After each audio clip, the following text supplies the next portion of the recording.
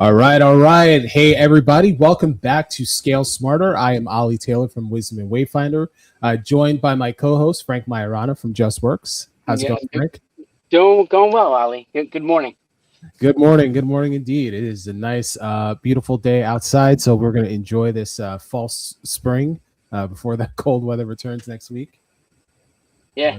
I think it's going to be about 70 today again. So Yeah. hopefully everyone gets a chance to get outside today. So yeah, absolutely. But before you do that, make sure that you stay for this conversation because we are excited to have with us today Seamus Whalen from 𝘁𝗵𝗀𝗀 Wealth Management. Seamus, welcome to Scaling Smarter. Hi, good morning, and thank you guys both for having me on here. Really excited to be a part of the program. Yeah, absolutely.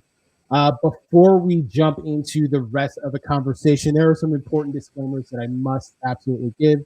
First of all, this conversation is for informational purposes only and does not constitute legal, tax, or professional or financial advice. Please consult your own attorney, CPA, or other qualified financial professional regarding your specific business or personal situation. And lastly, Wisdom and Wayfinder, JustWorks, and 𝘁𝗵𝗀𝗀 Wealth Management and LPL Financial are completely separate entities.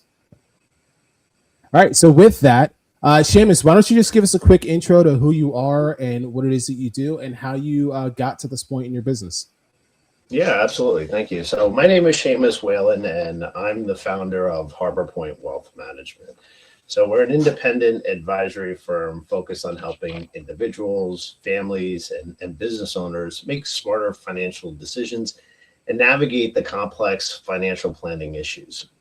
I've been in the financial service industry for nearly 20 years, previously working with firms such as Merrill Lynch and JP Morgan, where I advise my clients on investment strategies, retirement planning, long-term wealth management.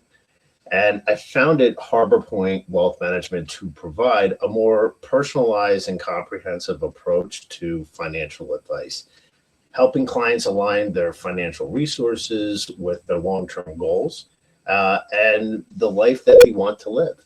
So I'm excited to be part of today's conversation, and I look forward to sharing the insights that can help business owners and professionals make more informed financial decisions. Yeah, awesome. Well, we're glad to have you here, and I think the first question that we kind of settled on was, many business owners think that retirement planning just means opening a 401k, right? And today we're talking about going beyond the 401k. From your perspective, how is retirement planning different for business owners compared to employees? Yeah, absolutely. And starting off with, when people start getting into the business, right, start their own company, right? Mm-hmm. As it starts to progress and grow, they want to go and start finding ways of how we can start putting money away. And the first natural step towards that is going to be through what we call is either a SEP IRA or a solo 401k. And within there, that's where you really have the solo entrepreneurs, you have the independent contractors, businesses with no employees. So really in the early stages of the companies. So once employees start to enter the picture, right, this is where SEPs really start becoming really inefficient. Both these plans work well for entrepreneurs who are essentially operating on their own or maybe with a spouse in the business. And the reason that they're popular is because, very simply, it's very, very simple to set up and administer. The SEP IRA allows the business owner to contribute up to 25% of their compensation, and it's entirely employer funded. Now, a solo 401k offers more flexibility because the owner contribute both as an employee and the employer, which often allows higher total contributions at lower income levels. So where we start to see the challenges is with SEP IRAs is when the businesses begin to hire employees. So under a SEP plan, if the owner contributes for themselves, they must contribute the same percentage for eligible employees. So what starts off as a simple solution can become expensive as the company grows. Mm-hmm. That's typically the point where business owners begin transitioning into a 401k structure, which gives them more flexibility on how contributions are structured. So when you're making that conversion, right? When they're deciding to go from a SEP to a 401k, can they roll those monies into the 401k? Like what's that process look like for the owner, or is it just starting up a whole new 401k with employees? No, the absolutely have the ability to do so. Right? And so they can do a multitude of things. You can keep it into the SEP IRA. They can roll it into their 401ks. Right? Now, within a SEP IRA, you literally have an ocean of investment choices to pick from, right? So the good of that is, you can really customize how you want to invest your assets. Mm-hmm. The problem with that is that now that you have all the choices under the sun, we can end up getting paralysis by analysis. Yeah. This is where a professional advisor comes into play to help out and guide toward finding what's the right type of risk and allocation in order to meet the risk tolerant time horizon and their goals. Inside of a 401k, you're going to have a preset menu to give you diversification, as well as with most plans, not all of them offer that, but having the ability to do target date funds, right, where it's going to have asset allocation in a portfolio based upon when you anticipate to retire. So when you, and mostly like it's as far as like it's a vary from like record keeper to record keeper as far as what the investment choices are? Yeah, so depending on the size of the company, the how they want to structure those accounts, and then who the plan provider is going to be, they'll be able to construct and put together a diversified portfolio with to be allowed for the business owners and the employees. Seamus, one thing we talked a lot about, knowing each other for a bit, is about the fiduciary responsibility and who's responsible. And a lot of times when you open up a 401k, business owners or whoever's signing on that 5,500 doesn't quite understand what their responsibilities are. Could you just talk a little bit about just some of the risk that an employer is taking when he or she is starting a 401k? Yeah, absolutely. Right. And going back in history, when the Employee Retirement Income Security Act of 1974, or also known as ERISA, came about, they created and put in there the 4 core fiduciary duties. So the first one is going to be the duty of loyalty. So somebody as a business owner or as a fiduciary on the plan must act only in the best interest of plan participants and the beneficiaries, not in the interest of the company or themselves.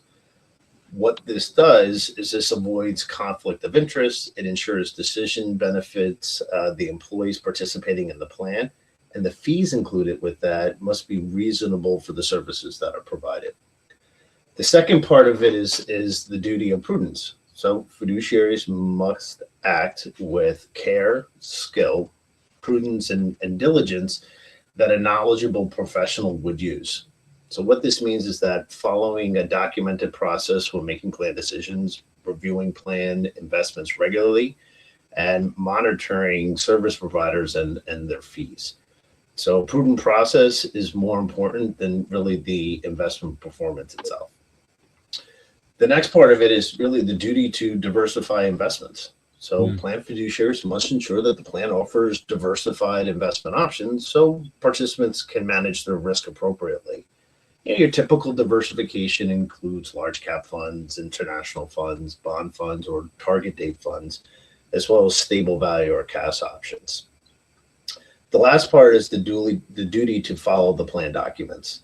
So a fiduciary must operate the plan according to the plan document itself, as long as the provisions comply within ERISA.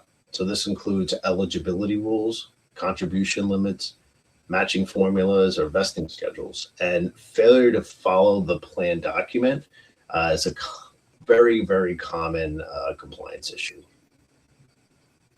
Yeah. Wow. And go ahead. No, go ahead, Frank. So, and what are some of the and if you can't get into it, that's fine. But what are some of the penalties associated with not doing those four things correctly? So a big part of that is what we want to avoid, especially with compliance and not recording your meetings, that you're doing your due diligence. Mm-hmm. By doing so, what that does is that ends up creating an audit. Right? And depending on the size of the company, you want to work with a plan auditor to make sure that a few things are taking place, right? And this would be a really good segue into kind of the structures of how some of these different plans work when it comes to certain penalties, right? So the first one, when we talk about any major ERISA penalties, is going to be the fiduciary breach penalty. So if a fiduciary violates their duties, right, they could be held personally liable. And some of the potential consequences for that is that you could restore all financial losses to the plan. It could discourage any profits that were gained through improper actions, and you might have to pay civil penalties. Common civil penalty is about 20% penalty on the amount that was recovered by the Department of Labor for fiduciary breaches. So example is if a fiduciary breach caused $500,000 in losses, the fiduciary would be responsible for restoring the loss plus an additional 20%. Wow. Now, Frank, you were just talking about the Form 5500, right? Yep. So a Form 5500, if we have a late filing, there's a penalty with that. And that could be up to $2,700 per day from the Department of Labor penalty, plus an IRS penalty of $250 per day. This can quickly accumulate into large fines if this gets ignored. So many plans use the Delinquent Filer Voluntary Compliance Program, or DFVCP, because we love acronyms in our industry. That helps there to reduce these penalties. Some other ones would be failure to provide required disclosures. Right? You need to send out to all the participants your summary plan description, summary of any material modifications, participant fee disclosures, and your benefit statement. If you miss that, that's about $110 per day per participant. If that gets missed. Wow. A large company, these things start racking up very quickly. Another one is late employee contribution deposits. So if the employee makes their 401k contribution, it must be deposited as soon as administratively feasible. If deposits are late, it becomes a prohibited transaction. The employer's got to restore any lost earnings, and the IRS excise tax may apply. This is probably one of the most common ERISA violations. Yeah, that all sounds like it can be a very expensive. Like if you have a large company, you probably have someone who's dedicated to keeping on top of those things. You probably have a whole department. But if you're a small business, you've got like, you're the founder, the CEO, and you've got like maybe 5 employees that you're trying to do this for. It sounds like you can easily get yourself into trouble if you don't have a dedicated system or plan to follow to really make sure that these things are being done correctly. Correct. Yeah. Having a structure in place and adhering to it is paramount. We spend so much of our time, in working on the business and doing the things that we're really good at. This is where hiring and bringing in additional resources really help out, because we're so focused on the day-to-day, we tend to miss some of these things. And then the next thing you know, we get that letter in the mail and nobody wants to deal with that. No, I know. Well, speaking of structure, you did share with us, you had like a 5 stages for business retirement planning. Would now be a good time to kind of dive into that? Yeah, I think that would be great, and if we could keep it up as if it's on the side, just to absolutely help out with this, because this gives a really good visual of the kind of the structure and the process as things go. As business grows and develops. So, one way that I like to visualize is what I like to call is the business owner retirement plan ladder. And at the earliest stages, when someone's operating on their own or have a few employees, they may start with something like a SEP IRA or the solo 401k. But as the business grows and it starts to begin hiring employees, many companies transition into a safe harbor 401k. This is great because so owners can maximize their contributions without testing limitations. And we'll get into that in just a minute. Okay. So as companies become more sophisticated, the plan design may evolve into something called a cross-testing structure, which can allocate contributions more efficiently across different employee groups. So for highly profitable companies, this sometimes adds a cash balance plan, which allows for very large tax deduction or tax deductible retirement contributions. And finally, for some businesses, non-qualified deferred compensation plans, and that could be layered on top to provide additional executive benefits or tax planning opportunities. So the key takeaway is that retirement planning for business owners really evolve alongside the business itself. The first stage in this, right, the first rung on the ladder, is usually the point where companies transition into what's called that safe harbor 401k. And the safe harbor plan is designed to remove a lot of the contribution limitations that can affect highly compensated employees, which often includes the business owner. So without safe harbor provisions, owners can sometimes find themselves limited in how much they can contribute if employees aren't contributing enough. The safe harbor structure solves that problem by requiring the employer to make the minimum contribution for employees, which allows the owners to contribute the full annual amount limit without worrying about failing those tests. Gotcha.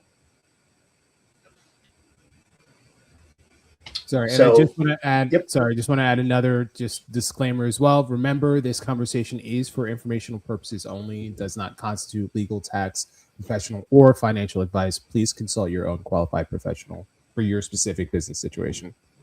Yeah. Seamus, you were bringing something up as far as a lot of business owners run into this where they'll have employees that are not contributing as much as they did like, right? People need. Mm-hmm. Especially in kind of the way the economy is today, a lot of people are holding on to dollars, as opposed to necessarily investing in their future. What's how do you help business owners, or what do you say to business owners when they're facing that challenge by itself, and ways to kind of get employees to start to contribute, or just kind of how do you deal with it? Right. So the first one, and especially with the safe harbor part of that, is the employer is already contributing. Once they enroll, right? So having an automatic enrollment is one of the most effective solutions. So instead of employees opting into the plan, they're automatically enrolled unless they decide to opt out. So a typical structure for that would default contributions to anywhere from 3 to 6% of a salary. And then what they would do is they'll put a default investment in there, right? Mm-hmm. And that's going to be a target date fund. So participant rates typically jump, rough estimate, from anywhere from 40 to 60% up to 80, 95% when automatic enrollment is implemented. So automatic contribution, could definitely help where employee starts at 3%, the contributions increase to 1% per year, and then they cap between 10 to 15%. And employees usually accept this because it's a slow, gradual increase. And as they are growing and they're moving in the business and things are profitable, then they can keep contributing more to help plan for their retirement.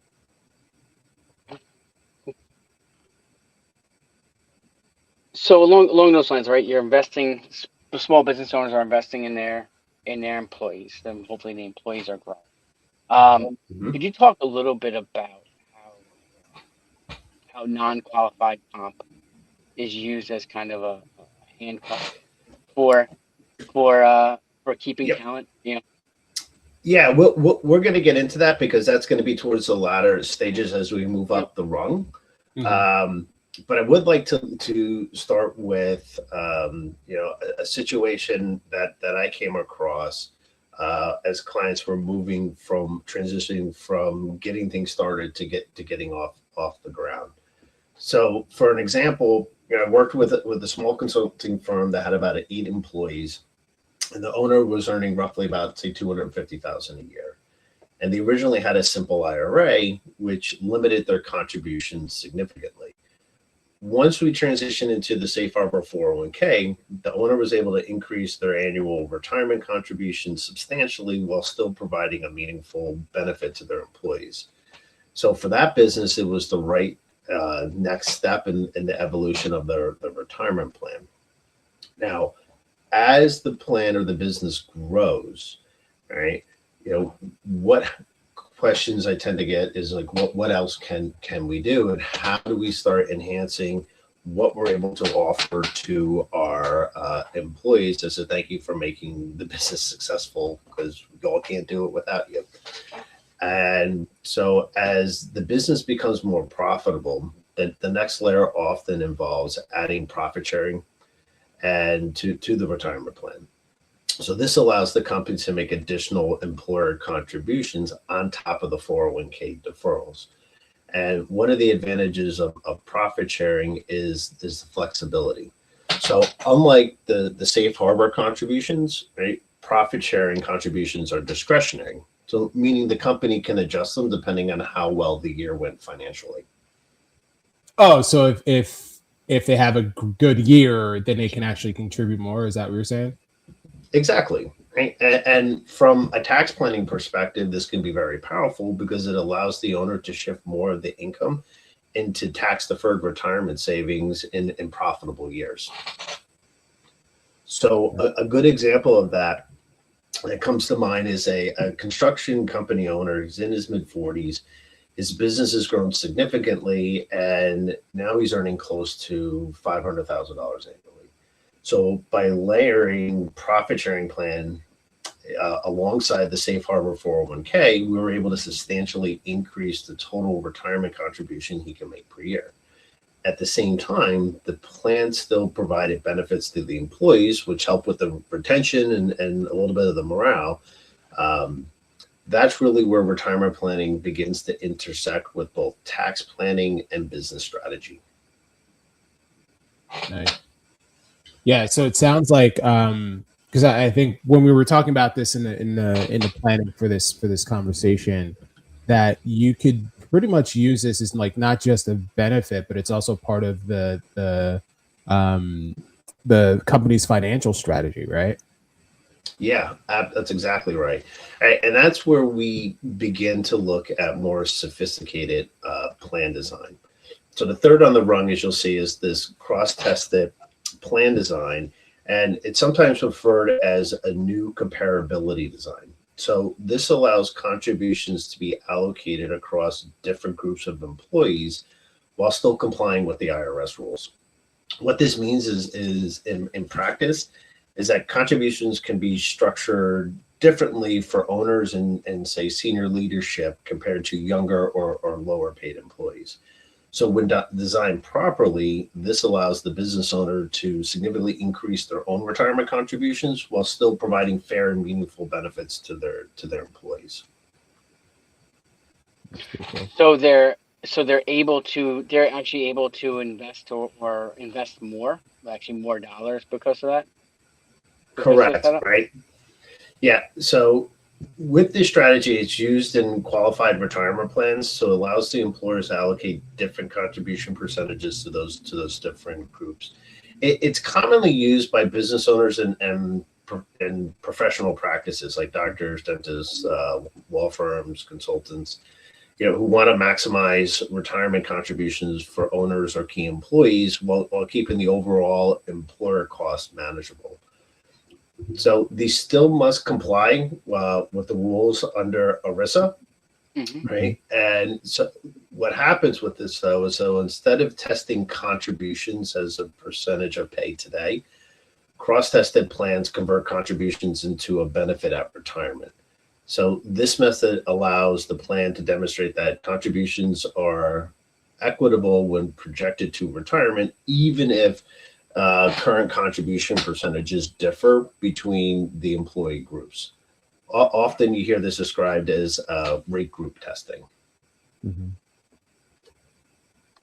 So essentially what you're saying is that the result is the overall result for the various employees will be similar, as far as like one getting a return of X, the other one will projected to get the similar return, or am I mishearing? Yeah, not so much just on the return, but more so on, this is where a strategy like this comes in play of trying to keep key employees. Right. Okay. So how do we, we're in, say, that C-suite level, or I have my most important employees that I want to make sure we keep and nobody else can take them. This is another tool to be used for client employee retention. Okay, that makes sense. Yeah. And how about as far as like when you start looking at, you have the next rung on your ladder is your cash balance plans. So how does that work? Right. So where cash balance plans comes into the picture, a cash balance plan is technically a defined benefit plan, but it functions in a way that feels very similar to a defined contribution plan, like a 401k. What makes these plans so powerful is the contribution limit. So depending on the owner's age and income, they may be able to contribute well into the six figures annually on a tax deductible basis. Nice. So this plan sounds like, I mean, it'd be ideal for someone like my age, right? Like I'm turning 44 next week, right? Yeah, so they're really effective for business owners who are typically 45 years or older. They're earning strong and consistent income, and they're looking to accelerate their retirement savings while reducing, their tax situation. So, for example, we worked with a medical practice owner. They were in their early 50s, who was earning around, say, $900,000 a year. And by implementing a 401k combined with a cash balance plan, they were able to create a structure that allowed them to move more than $250,000 per year into retirement accounts on a tax deductible basis. Nice. So for somebody in a high tax bracket, that could be very meaningfully have a meaningful impact on both the long-term retirement savings and their annual tax liability. Nice. Are there any other? I imagine there's got to be like a ceiling to that, though, right? Yeah, there are ceilings to this. When it comes to adding into a cash balance plan, there's income limits that do come into effect, right? So it's not like you can put 100% of it away into it. Darn, that was my plan. Yep. So here it is broken down by age. So the older you get, the more you have to contribute into it. So the IRS set a maximum annual retirement benefit payable at age 62. So let's just say for 2024 to 2026 planning ranges, the maximum annual benefit is somewhere right around $275,000 per year, payable at age 62. Mm-hmm. So the maximum contribution starting from age 40, you could do up to 100 to 150,000. 45 is 150 to 200. Age 50 is 200 to 300. Age 55 is 300 to 400, and then age 60 is between 400 and 500,000. Right, and these contributions are tax deductible to the business. Gotcha. So again, it sounds like, like everything else that has to do with money, time is really your friend here. The earlier you start, the more you can compound. the more you can have your money like build up over time, and you don't have to pay as much as you get into those later years. Right. So if you're in the peak earning years and you're still at a higher tax bracket, right, these are one of the strategies that's going to help reduce that. And if we get to a point where you're like, okay, now I can divert other assets anywhere else to do other things that you're looking to do because you felt like you filled your bucket, or you worked with your planner advisor to start working on that retirement plan, right? Then yeah, you can start diversifying elsewhere. These are things that you tend to see business owners do pretty much right up to the end because they're deferring out so much of it, where now they have time between the whatever age that they're going to be retiring at or transitioning out of the business before they have to start taking out required minimum distributions. So that allows for more time for growth deferral. Yeah, it's funny you talk about like time and planning and kind of consistency, right? Which is how you get from point A to a successful retirement. One of the things that you shared with me a while back, Seamus, which impressed me about the idea of getting to know you and kind of consulting and working together, is the fact that you take a truly holistic approach when you're working with your clients. Could you share with us a little bit about, outside of yourself, what does that team look like that a business owner should be working with from beginning all the way through retirement, so that they're being kind of on one page, kind of moving forward? Yeah, absolutely. As if anybody that's a business owner really starts getting the company off the ground and it really starts to grow, hiring a team of professionals around you truly helps create that extra layer of protection, whether it's your attorney, your CPA, your advisor, your specialist with consulting within the business itself, as well as all the benefits of what you're able to offer for your employees. What we tend to see is that a lot of professionals tend to put a lot of business owners tend to put the professionals into silos. And what ends up happening is that nobody ends up talking to each other. And by being able to bridge those gaps, we make sure that nothing falls through. Not to go off on a topic that I'm an expert in, but I do ask this question quite frequently, is that when I come across an individual business owner, it's, hey, do you have a standard operating agreement? Right? Do we have that in place? Because God forbid something happens, that could be very detrimental, especially in the way the laws are in the state of New Jersey. Right? Yeah. And, I don't go into full detail with that. I said, okay, well, do you work with who's your corporate attorney?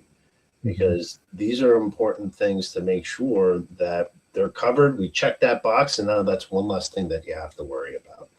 So by having a team of experts around you is going to help you get clarity. It's going to give you comfort in knowing that you have a support system in place, and especially if they're communicating and working cohesively together, the sky's the limit.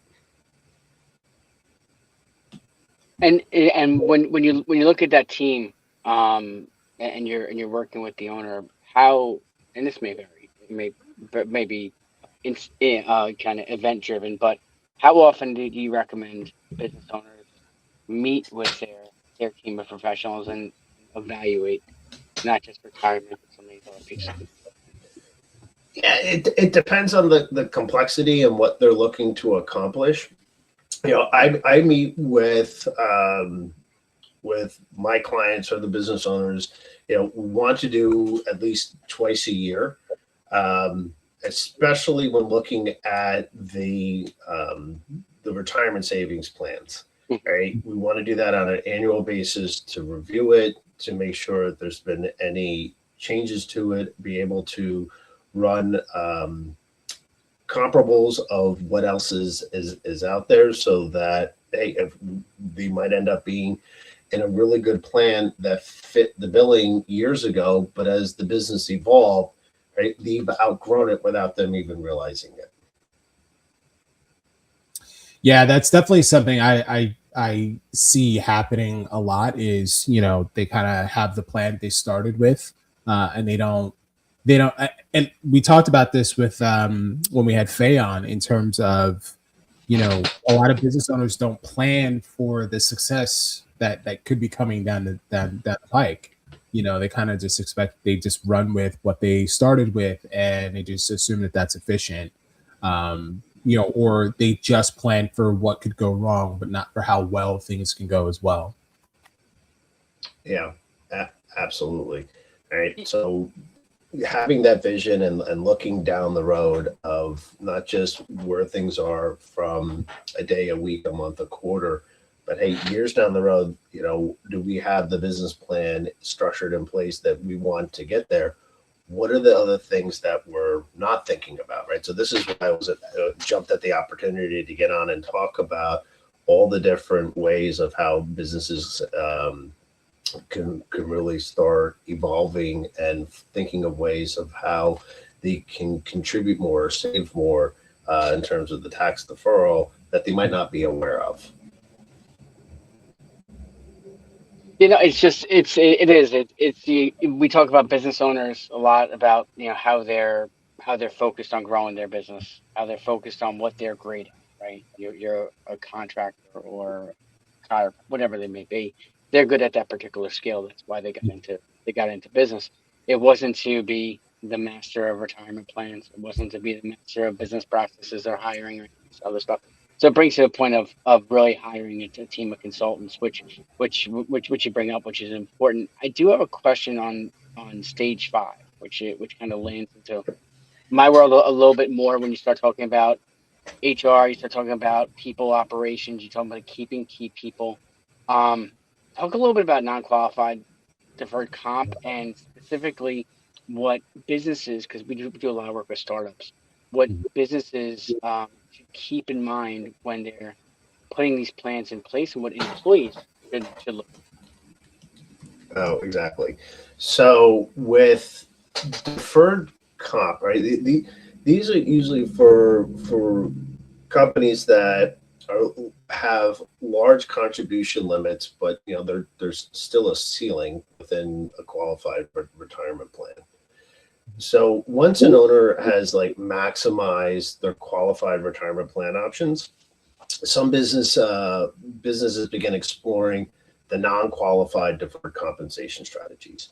And these plans operate outside of a traditional retirement plan rules and allows companies to design customized arrangements for owners and key executives.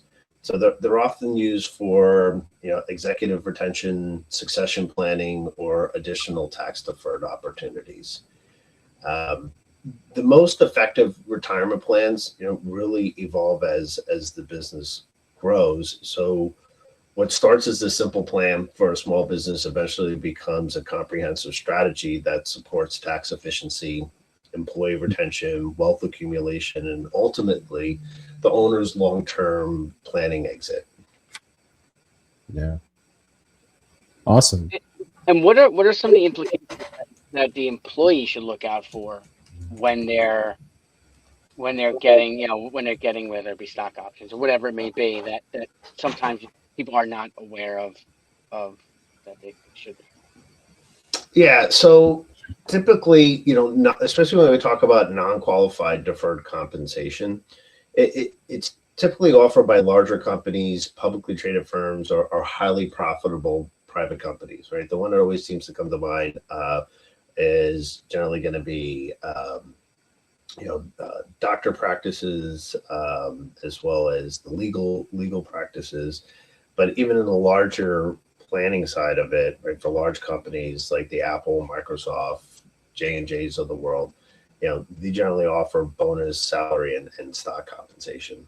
So many financial firms use the non-qualified deferred comp for the higher earners who compensation exceed those limits.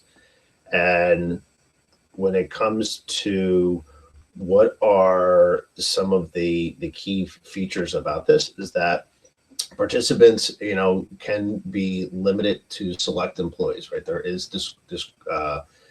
discretion that does come with that, right? And they can be discriminatory because it's generally meant for your higher income earners. Yeah. The contribution limits aren't capped like a 401k, and the benefits are typically paid in the future, right? Either by retirement or through separation. However, the assets remain in the company's general assets. So that means that the participants are exposed to company credit risk, right? So there's the trade-off that comes, as opposed to being, say, if you're working for a company and you have the 401k and you have your vesting, right? If it's vested and you leave, all of that can come with you. Mm-hmm. If it's not completely vested, up to the point of what has been vested, plus your contributions, that can go with you. Any unvested shares stays within the company. Always keep in mind, whatever an employee contributes into the 401k, that is theirs 100% vested the whole time.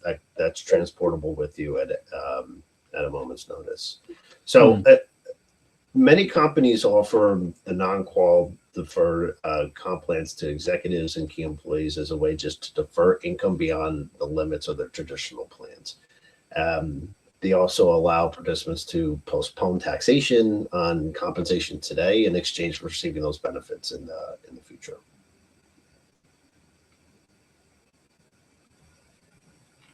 Yeah, I was just having a thought in terms of, and I don't know if you can speak on this, but that's also a way that, like, if a firm maybe doesn't have necessarily the assets on hand to be able, like, if they're trying to poach, an executive from another company or from a competitor, right? Being able to offer some type of non-qualified deferred comp plan is a way that they can sort of make their offer more attractive if they're able to, to pull them away if they don't have necessarily the money on hand to be able to compete, right? Right. So I always like to use, especially being here on the East Coast, because every May we talk about being a big fan of baseball, and we have Bobby Bonilla Day. Yeah. So when we have professional baseball players, a lot of a $750 million contract, they don't have $750 million lying around unless it's somewhere in a vault in Dodger Stadium, right? They build out these deferred compensation plans. So I always like to use a good example of it is the Bobby Bonilla deferred compensation. Mm-hmm. So in 2000, the Mets offered Bobby about $5.9 million remaining on his contract, and instead of paying immediately, they structured a deferred payment agreement. Bobby agreed to delay receiving the money, so allowed the team to spread the payments out over time. In exchange, the Mets agreed to add interest. So starting in 2011, Bobby began receiving $1.19 million per year, and he receives the payment every year until 2035. So this means that Bobby gets paid long after retiring from baseball, right? And he ends up having the total payout being roughly about just under $30 million from the original $5.9 million. Yeah, it's insane. That's awesome. Why did the Mets do it? Yeah, it's amazing. So at the time, right, the Mets believe that they can earn a higher return, invest in the money, with outside investors, and delay the payments over time. But the compounding effect really made its way through.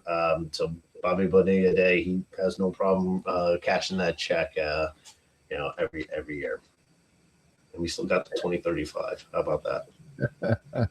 That's right. That's so great. Yep.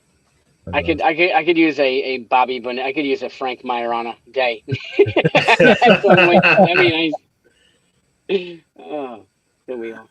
Yeah. But no, this has been awesome. Any as far as kind of as we're kind of starting to wrap up, any parting words of wisdom for small business owners out there that are starting and scaling and growing? Yeah, absolutely. I think what has been impactful is looking at, 3 signs that your business has outgrown its retirement plan. Mm-hmm. So most retirement plans aren't necessarily wrong. They're just outdated for the businesses today. So the 3 signs that we typically see that a company has outgrown its current plan. The first one is that the business is more profitable than when the plan was set up, right? Ali, it's just like as you said before, are we not planning, we're planning for all the pitfalls, the risks, the what if, but we're not thinking about, hey, what is it this thing actually works? And it works really well. So the first sign is profitability has increased significantly. Since the plan was originally implemented, so many businesses put a retirement plan in place, and when they were much smaller, but as the company's grown, the original structure may no longer be optimized for the owner in the business. So at that point, there may be opportunities to increase tax deductible contributions or redesign the plan to better fit what the company is today. The second sign of it is that the owner wants to save more than the plan allows. Right. And this second sign is when the owner starts saying something like, boy, I'd really like to save more for retirement, but my plan doesn't allow it. This is usually a sign that the plan design might not be optimized. Sometimes it's a simple matter of adding another layer to the plan, whether that's profit sharing or a different allocation structure, or even a cash balance plan. And the third one is, taxes are becoming a major concern. And the third sign when it comes to those taxes, they becoming a significant concern of the owner. And the retirement plans are one of the most effective ways business owners can reduce taxable income while simultaneously building long-term wealth. So taxes are starting to feel painful. That's often the right sign to revisit the retirement planning strategy. And your phone just started ringing off the hook. Yeah, here we go. At the end of the day, the most effective retirement plans aren't static, right? They evolve with the business, and the business that tends to benefit the most are the ones that revisit their plan design every few years to make sure it's in line where the company is today and where the owner ultimately wants to go. Awesome. Well, any other final thoughts, Frank or Seamus? No, I want to thank Seamus for the time. It's been a great conversation. Definitely learned a lot. Hopefully some people out there take some of your bits of wisdom and and apply it and reach out. But thank you very much for taking the time to chat with us. Yeah, it was my pleasure. I love being on the cast. So looking forward to doing these in the future.